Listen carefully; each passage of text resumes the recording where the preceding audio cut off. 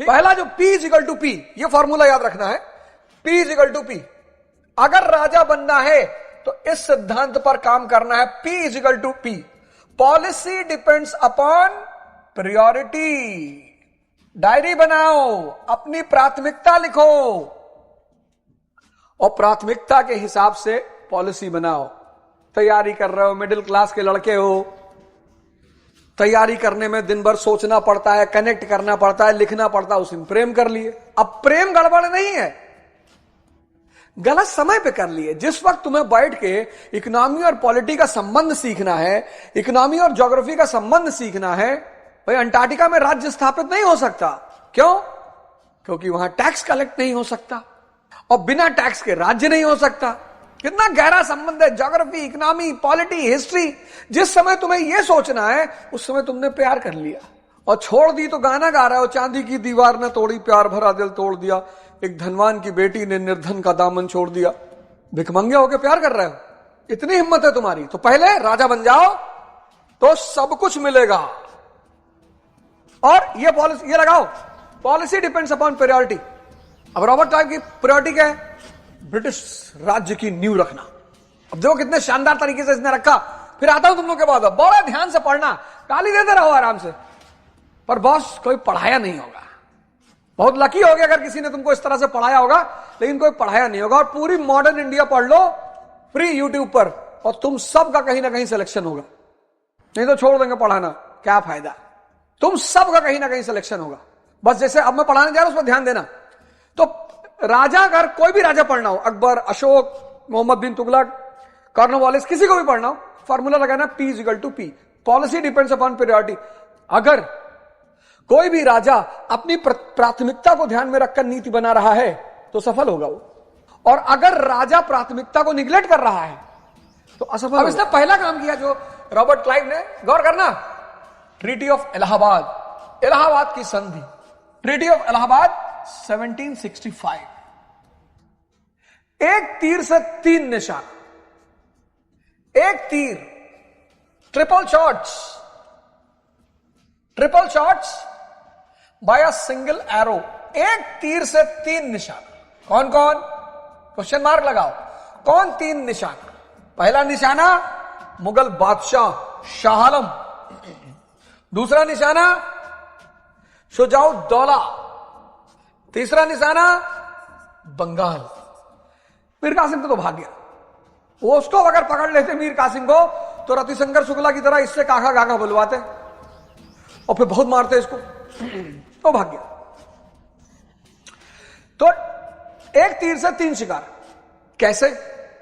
पहले पकड़ा शाह आलम को, मुगल बादशाह शाह आलम, इसको पकड़ा, ट्रीटी ऑफ इलाहाबाद इससे की। हाँ क्या आलम? अरे बोले मान लिया माई बाप, वजीर बहुत परेशान किए हुए, अंधा कर दिया था, हम आप लोगों से लड़ना नहीं चाह रहे थे, इस सूजवा भड़का दिया हमको। अरे बोले ऐसे सूजा तुमको भड़काया? बोले साहब आप लोग तो भगवान का अवतार लग रहे हैं गोरे गोरे से। अरे बोले तुम तो बहुत समझदार आदमी हो, तो ऐसा करो इलाहाबाद और कड़ा ले लिया। किससे? शुजाउद्दौला से। इनसे इनका 2 सबसे उपजाऊ इलाका इनसे ले लिया, अवध से। अवध से इलाहाबाद और कड़ा ले लिया। कभी जाओगे कानपुर से इलाहाबाद की तरफ तो रास्ते में काड़ा मानिकपुर पड़ेगा, बड़ा फेमस काड़ा वहां मंदिर है। अवध से इलाहाबाद और कड़ा सबसे उपजाऊ क्षेत्र। देखो कितने हिसाब से मार रहा है। कड़ा और इलाहाबाद ले लिया अवध से और इसको दे दिया शाह आलम को, और शाह आलम को अपना पेंशनर बना लिया। कहा तुम यही रहो इलाहाबाद में और हमारे पेंशनर, तुम्हारी सारी रक्षा पानी सब हम करेंगे, सब व्यवस्था हम करेंगे, टेंशन मत लेना। ये क्लाइव भाई, ये वॉटसन भाई, ये सब भाई लोग बैठे हुए हैं, टेंशन बिल्कुल मत लेना, हमारे साथ रहो, घबराना मत। अरे बोले बीपी है? अरे बोले बीपी भी ठीक हो जाएगा। ये देखो अवध का सबसे उपजाऊ क्षेत्र, सबसे आय वाला क्षेत्र ले लिया, झटका अवध को भी दिया। इलाहाबाद और कड़ा अवध से लिया, शाह आलम को दे दिया, शाह आलम को अपना पेंशनर बना लिया कि बोले बाबूजी तुमको पेंशन देंगे, तुम यहीं बैठो, हमारा एक काम कर दो। शाह आलम ने कहा क्या? बोले यार हमको बंगाल का दीवानी चाहिए। अरे बोले बाबूजी आप ही का है, ले लीजिए। तो शाह आलम से क्या लिया?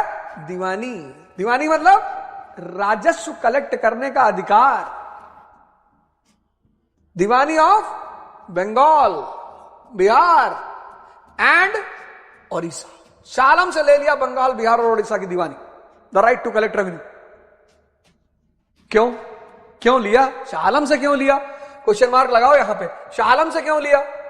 थ्योरेटिकली जो है मुगल अभी भी भारत के राजा हैं, थ्योरेटिकली, प्रैक्टिकली खत्म। थ्योरेटिकली अभी भी मुगल भारत के राजा हैं, प्रैक्टिकली नहीं है, थ्योरेटिकली है। तो जब मुगल बादशाह से दीवानी ली, इसका मतलब यह है कि अब कोई दूसरा भारतीय राजा उस पर दावा नहीं कर सकता या उसका विरोध नहीं कर सकता। भाई आपके पिताजी घर के मुखिया हैं और उन्होंने मुझे मर्सिडीज की चाबी दे दी, तो घर का कोई आदमी उसका विरोध कैसे कर सकता है? इसलिए दीवानी ली शाह आलम से कि कोई भी भारतीय राजा, कोई भी जमींदार, कोई भी सामंत इसका विरोध ना कर पाए। विरोध से बचने के लिए कंपनी दीवान बन गई, मुख्य राजस्व अधिकारी, लेकिन कंपनी विदेशी है और ट्रेडर है, उसको बंगाल के बारे में कुछ पता ही नहीं। तो फिर कंपनी ने क्या किया? डेप्यूटी दीवान नियुक्त कर दिया। किसको? शिताब रॉय को। शिताब रॉय को डेप्यूटी दीवान नियुक्त कर दिया। कंपनी क्या है? विदेशी है और ट्रेडर है, पता ही नहीं कुछ। तो शिताब रॉय को डिप्टी दीवान बना दिया। रॉय साहब, हाँ बोले साहब, बोले पैसा कलेक्ट करके जमा देते रहना, अरे हो जाएगा। पहला टारगेट शाह आलम, अपनी उपलब्धि को लीगल एक्सेप्टेंस, वैधानिक मानता कि हमने कोई छीना नहीं किसी से, साहब कागज पे काम हुआ है, बैनामा है, ये देख लो। किसने दिया? बोले मुगल बादशाह ने दिया है। बोले हम मुगल बादशाह अगर दे रहा है तो ब्रिटेन भी विरोध नहीं कर सकता, ब्रिटिश पार्लियामेंट कहेगा तुम कैसे बंगाल का रेवेन्यू कलेक्ट कर रहे हो? तो कागज दिखा देंगे साहब ये शाह आलम हुआ दिया है साहब। अब जब घर के मुखिया ने ही दे दिया तो कोई विरोध कैसे कर सकता है? मराठा कहते कि तुम तो यार ट्रेडिंग कंपनी हो, तुम कैसे वहां से पैसा कलेक्ट कर रहे हो? बोले शाह आलम हुआ दिया यार। कंपनी के दुश्मन बैठे हुए ब्रिटिश पार्लियामेंट में, वो तुरंत चिल्लाने लगेंगे कि अरे तुम ट्रेडिंग कंपनी हो क्या, बंगाल का राजस्व इकट्ठा कर रहे हो? अरे बोले शाह आलम हुआ दिया यार। इसको कहते हैं लीगल एक्सेप्टेंस। न देश के अंदर न देश के बाहर इस उपलब्धि का कोई विरोध नहीं कर सकता। तुम लोग एक ही दो जगह मजा ढूंढते हो, इसीलिए जिंदगी में परेशान हो। बस तुम्हारी खोज ज्यादा मजा की नहीं है, एक ही दो जगह मजा ढूंढते हो। नशा कर लो, स्त्री मिल जाए, पुरुष मिल जाए, अरे पढ़ाई को भी मजा बना लो चाचा। ऐसे पढ़ पढ़ के समझो। दूसरा निशाना किसको बनाया? शुजाउद्दौला को। शुजाउद्दौला को, ये कौन है? अवध के नवाब। ये भी हाथ हाथ जोड़ के बैठे हुए हैं भैया। हाँ बोले क्या भाई, क्या सूझा? जी भैया। अरे बोले साहब अब हो गया गलती साहब, क्या करे, ऐसे ही बस जो है ये सब गलत लोग आके साथ पे बैठ गए, दिमाग ही खराब हो गया साहब, यही लोग उल्टा सीधा भड़का दिए हो हम। अरे बोले कोई बात नहीं यार, तुम तो दोस्त हो यार। और शुजाउद्दौला को बनाया फ्रेंड कम डिपेंडेंट। अवध को हजम नहीं किया, अवध को हजम नहीं किया, फ्रेंड कम डिपेंडेंट। अब पहली बात ये डिस्कस कर ले कि फ्रेंड क्यों बनाया, हजम क्यों नहीं किया। इस मुद्दे को डिस्कस कर ले कि वाई फ्रेंड, अवध को हजम क्यों नहीं किया। पहला रीजन हजम नहीं किया क्योंकि जो कंपनी की उपलब्धि है वो इन्फेंट अवस्था में, शैशव अवस्था में, उतना ही खाओ जितना हजम कर सको। वैसा फ्री क्लास चल रहा है, सबको बुलाओ, अंटार्कटिका आर्टिक जहां तुम्हारे रिश्तेदार है सबसे कहो। ऐसे पढ़ना है, मजा ले लेकर, मस्ती ले लेकर है। जो कंपनी की उपलब्धि है बंगाल, वो अभी शैशव अवस्था में है। C is equal to C, conquest is equal to consolidation. बहुत बड़ा फॉर्मूला लिख लेना, conquest is equal to consolidation. Conquer करो, फिर मजबूत करो, फिर आगे बढ़ो। मराठा यही नहीं कर पाए, मराठा कॉन्कर करते चले गए, कंसोलिडेट कभी किया ही नहीं। तुम लोग किताब पढ़ते चले जाते हो, सोचते हो ही नहीं कभी। तो पहला रीजन तो ये कि बंगाल जो उनकी उपलब्धि वो इन्फेंट है। और दूसरा रीजन क्या है? दो खतरे। कौन से दो? एक खतरा अफगानी और दूसरा खतरा मराठा, और यह है बंगाल, बिहार और ओडिशा, और यह है अवध। अब अगर अफगानी और मराठा बंगाल की तरफ बढ़ेंगे तो अवध क्या करेगा? बफर का काम करेगा। जिंदगी की धूप को साया कर गई और आज मेरे पास से वो गुजर गई। तुमने क्या सुना और उसने क्या कहा, ये बात और किसी को न बताना। अलीशा चिनॉय का बड़ा प्यारा गाना है, हवा हवा खुशबू लुटा दे। जिस काम को भी मस्ती से करोगे, श्री कृष्ण को अपना मॉडल बना लो। युद्ध भी मस्ती में करना है, प्रेम भी मस्ती में करना है, पढ़ाई भी मस्ती में करना है, पूजा भी मस्ती में करना है, और सबसे प्रमुख काम क्या करना है, मां बाप का पैर छूना। मैंडेटरी है, वरना मेरी क्लास में मत आया करो। मां बाप का पैर छूना है, मैंडेटरी है, मैंडेटरी, वरना मेरी क्लास में बैठा ही मत करो। कहीं मिल जाओगे बहुत फैट मारेंगे, जान लेना। यही फीस है तुम्हारी। ये देखो दिमाग कि ये इन्फेंट है, अभी उनकी उपलब्धि जो इन्फेंट है, शैशवावस्था में है। शैशवावस्था का लड़का कैसे किसी से लड़ सकता है? और अफगानी और मराठा लगातार रेड मार रहे हैं, तो अगर अफगानी और मराठा बंगाल की तरफ बढ़ेंगे तो अवध क्या करेगा? बफर का काम करेगा, बफर का। ठीक, तो इसलिए फ्रेंड बना लिया, डिपेंडेंट फ्रेंड बनाया, लेकिन इंडिपेंडेंट फ्रेंड नहीं, डिपेंडेंट। कि बेटा बदतमीजी ना कर पाओ, सहायक संधि इंप्लीमेंट कर दी, सब्सिडियरी अलायंस, सहायक संधि। सहायक संधि को ऑफिशियल रूप से भारत में किसने लागू किया? वेलेस्ली ने। आगे चर्चा करूंगा। अगर क्वेश्चन आ जाए प्रीलिम्स में कि सहायक संधि को इवॉल्व किसने किया, पैदा किसने किया? ड्यूप्ले ने। सहायक संधि की पहली सूचना कहां मिलती है? अवध में, 1765। सहायक संधि को नीति के रूप में किसने लागू किया? वेलेस्ली ने। उलझना मत। अब भाई साहब, सहायक संधि मतलब ईस्ट इंडिया कंपनी अपने सेना की एक टुकड़ी अवध में रखेगी। सेना की टुकड़ी किसकी होगी? ईस्ट इंडिया कंपनी की। कहां रखेगी? अवध में। इस सेना का पेमेंट कौन करेगा? अवध। सेना किसकी? EIC की। पैसा कौन देगा? अवध। इस देश के लोग इतनी बड़ी बड़ी बातें करते हैं, ये फाड़ डाला, वो फाड़ डाला, ये किया हमने, इतिहास है फलाना। ये देखो इतना मार खाओगे ना बेटा। ये देखो, सेना कंपनी की, पैसा अवध वाले दे रहे हैं। दूसरा, कोई हमसे पूछे बिना कोई फॉरेन रिलेशन नहीं बनाओगे, हमसे पूछे बिना कोई बाह्य संबंध नहीं बनाओगे। निकल पता मराठों से हाथ मिला लो हमारे खिलाफ, बाह्य संबंध कोई नहीं बनाओगे। और एक ब्रिटिश रेजिडेंट अवध में रहेगा, किस लिए? गांजा पीने के लिए? नहीं, गांजा पीने के लिए क्यों रहेगा? नहीं, नवाब ने कहा साहब हमारे यहां गांजा बहुत अच्छा है। गांजा, ये ब्रिटिश रेजिडेंट रहेगा तुम्हारा मदद करने के लिए। तुम लोग मंद बुद्धि का आदमी है, ये हमारा रेजिडेंट तुम्हारे साथ रहेगा, तुम्हारा हेल्प करेगा, मतलब CCTV कैमरा का काम करेगा। जब भी रहोगे इसी की निगरानी में रहोगे। अवध को बना लिया डिपेंडेंट, और इन्हीं के मदद से घूम घूम कर पूरे भारत पर कब्जा किया। भाई बिहार में कोई काम करना है तो वहां का लोकल ताकतवर आदमी आपके साथ हो जाए, सब पता चल जाएगा आपको। तो अवध को बनाया फ्रेंड कम डिपेंडेंट। कौन तीसरा राजा बनना चाहता है? किसको किसको राजा बनना है? राजा बनने का अगर फॉर्मूला, हाथ उठाओ जल्दी जल्दी, कौन कौन राजा बनना? खटाखट हाथ उठाओ। यही हाथ उठवाकर अंग्रेजों ने भारत पर कब्जा कर लिया। ये जो फॉर्मूला ऑफ किंग मेकर पैदा हुआ, यही भारत का आदमी। ड्यूप्ले को पता चल गया कि इस देश का आदमी राजा बनना चाहता है। उसने कहा बस formula of king maker, interfere in the internal matters of India. इनके आंतरिक मामलों में दखलंदाजी करो और इनसे आर्थिक और राजनीतिक लाभ लो।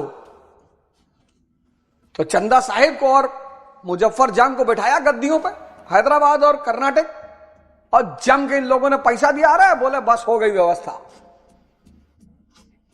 बस हो गई, बोले इन्हीं से पैसा लो। अरे वाह, सरई का साग खा रहा, बहुत बढ़िया अर्पित खरवार, कोई बात नहीं। तो जितने लोग राजा बनना चाहते हैं उनको एक बात सीखनी पड़ेगी रॉबर्ट क्लाइव से। दम चाहिए, दम। मुर्दे क्या बनेंगे, हिजड़े क्या बनेंगे, वो दम चाहिए। मन, शरीर, जितने लोगों को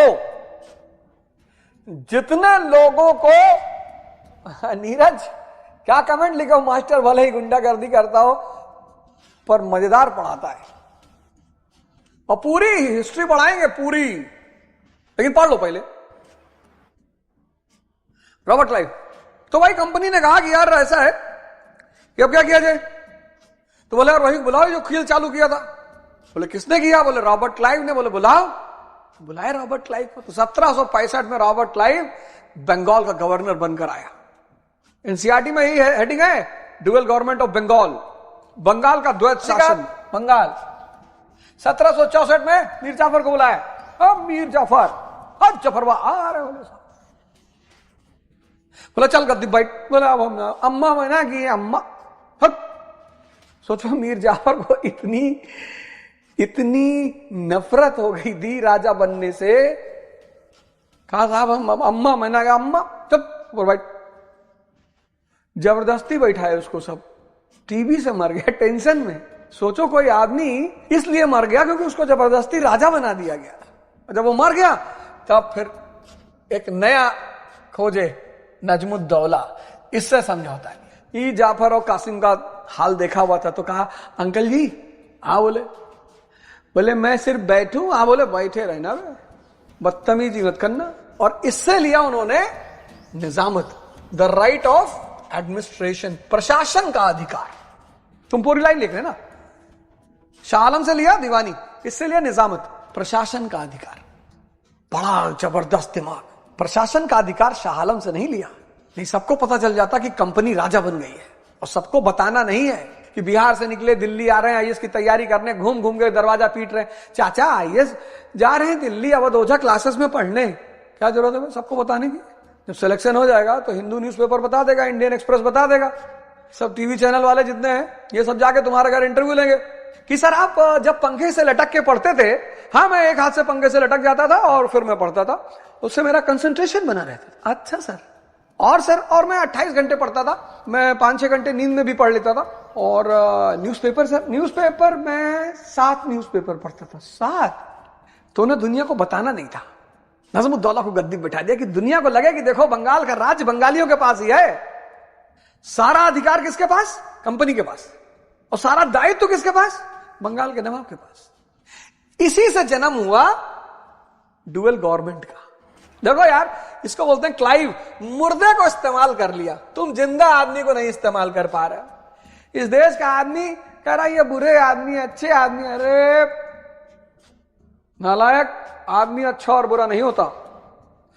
आदमी या तो काम का होता है या बहुत काम का होता है, कोई अच्छा बुरा नहीं होता। कहीं नहीं खाता है तो तुम्हारा पैसे से खाता है। 5 शादी किया हुआ तो करने दो। पढ़ा लिखा लड़का यहाँ का ऐसा बातें करेगा, ऐसी बातें करेगा कि सुन लो तो तुम्हारा मन करेगा कि इसको ले आके और कोल माइन में लगा दे। सर नेहरू जी का रिलेशन था एडवीना से, तुम्हारा नौकरानी से नहीं हो पाया, उसका वाइसरॉय की बीवी से था। कितनी बड़ी बात है, शर्म नहीं आ रही है? उसकी फॉरेन पॉलिसी पढ़ लो, उस आदमी का नाम पढ़ लो, इकोनॉमिक पॉलिसी 5 ईयर प्लान पढ़ लो। नेहरू की बुराई करना आसान है, नेहरू बनना नहीं। सर वो गांधी जी जो है ना, वो 70 साल की उम्र में 2 लड़कियों के कंधे पे हाथ रख के चलते थे, तुम 17 में नहीं चल पाए। पढ़े हो? पढ़ाऊंगा अभी, नॉन कोऑपरेशन मूवमेंट, ऐसे सारे बाल खड़े हो जाएंगे। बुराई मत किया करो। सर औरंगजेब जो है ना, 10 लाख हिंदुओं को डेली मारता था। हाँ, तुम्हारे चाचा रजिस्टर लिए बना रहे थे ना, नाम लिख रहे थे सबका, मुर्दे को इस्तेमाल कर लिया। शाह आलम मुगल बादशाह, इसको क्या बना लिया? गुलाम, स्लेव। अवध को क्या बना लिया? डिपेंडेंट। और बंगाल को क्या बना लिया? अपनी जागीर। इसको बोलते हैं कांड। कर्म तो मजदूर लोग करते हैं। ये देखो कौन सी किताब में लिखा है, जीत आपकी हार आपकी, ये सब किताब है। ये सब रॉबर्ट क्लाइव पढ़ के आया था। ध्यान ही इनसाइट माइंड। बाबा साहब अंबेडकर इनसाइट वाले आदमी हैं। शिक्षा शेरनी का दूध है, जो पिएगा वो दहाड़ेगा। इस एक लाइन ने मेरी जिंदगी बदल दी है। शिक्षा शेरनी का दूध है, जो पिएगा वो दहाड़ेगा।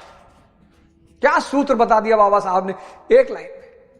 वो कुरान कहती है इकरा पढ़ो, मुसलमान अलग टेंजेंट पे खड़ा है, कयामत आएगी तो हम लोग तो जन्नत जाएंगे। जाओ, तब रोका है? आज चले जाओ। इतनी अच्छी जगह जिस तरह बताते हो, इतनी बढ़िया जगह, तो वेट काहे कर रहे हो? साधना करनी पड़ती है। रूमी को पढ़ो कभी, हसन बसरी, बीबी राबिया, ये देखो, इसको कहते हैं दिमाग। वो कंपनी का क्लर्क, क्या शॉट मारा उसने, एक तीर से 3 निशाना, किसके द्वारा? इलाहाबाद की संधि। और तुम्हारा फालतू का ईगो इतना हाई है, तुम्हारा फालतू का ईगो इतना हाई है। तुम गरीब थोड़ी हो, तुम्हारा संघर्ष का समय है। क्यों सबको बता रहे हो, क्यों सबको इतना ईगो दिखा रहे हो?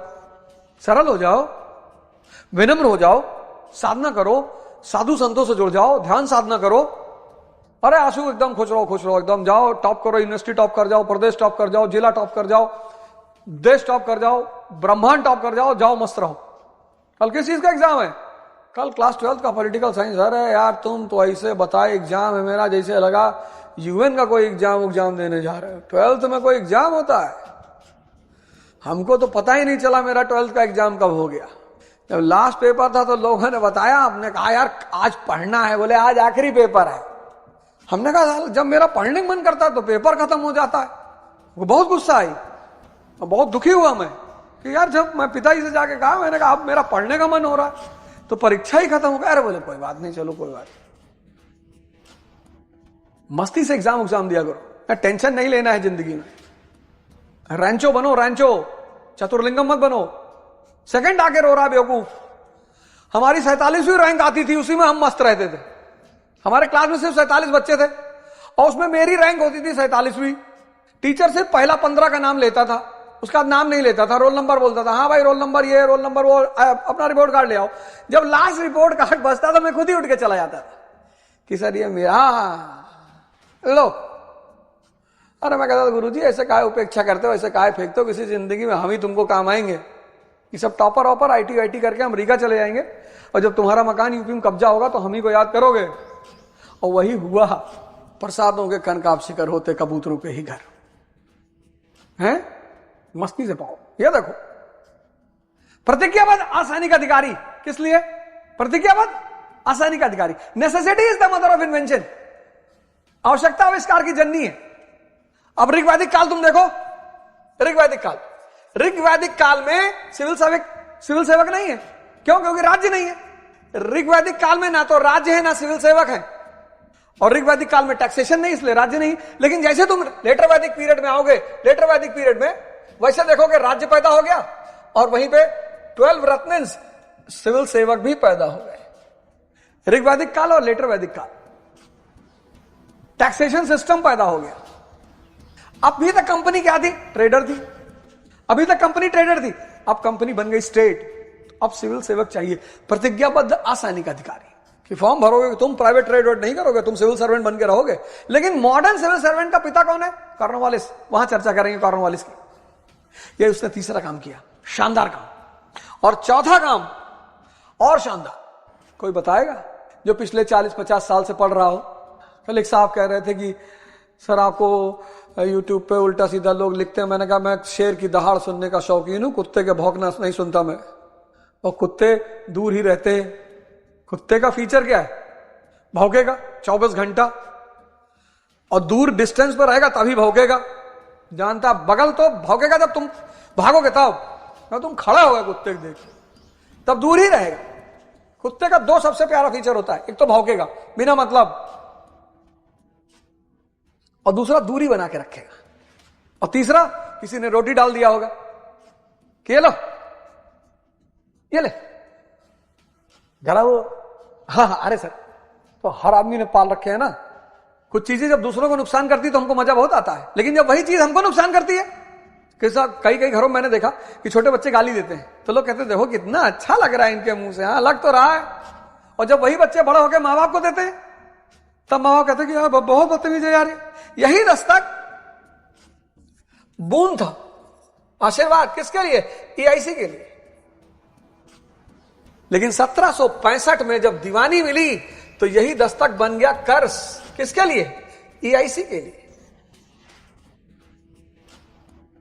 1765 से दस्तक बूंद था, वरदान था। मजा ले रहे थे कंपनी वाले, नुकसान हो रहा था बंगाल के नवाबों को। अब कंपनी बन गई राज्य, अब कंपनी को नुकसान हो रहा है।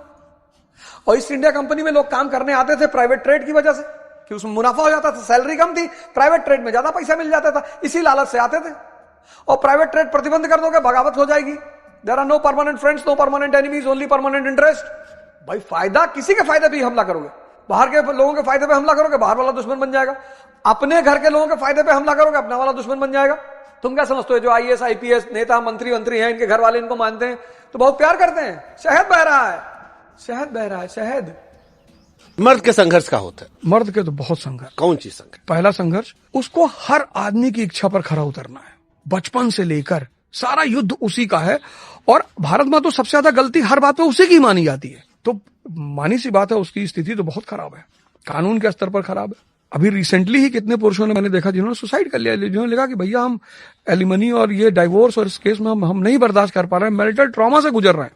तो मेरा मानना यह है कि एक तो आप खुद शक्तिशाली बनिए अंदर से। दूसरी बात, जिस दिन भी आपको पहली बार एहसास हो जाए कि यार गलत डिसीजन हो गया है, तो आप इन्फॉर्म करिए।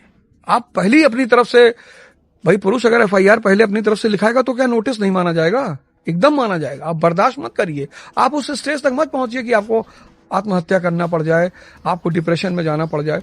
तो पुरुष के कंधे पर बहुत बोझ है, नौकरी का बोझ, नौकरी का बोझ। एक्चुअली उसको हर फ्रंट पे लोगों को खुश रखना। लड़की घर वाले बनाओ, अपन घर वाला बनाओ, हाँ, बिटिया बनाओ। बिल्कुल बिल्कुल।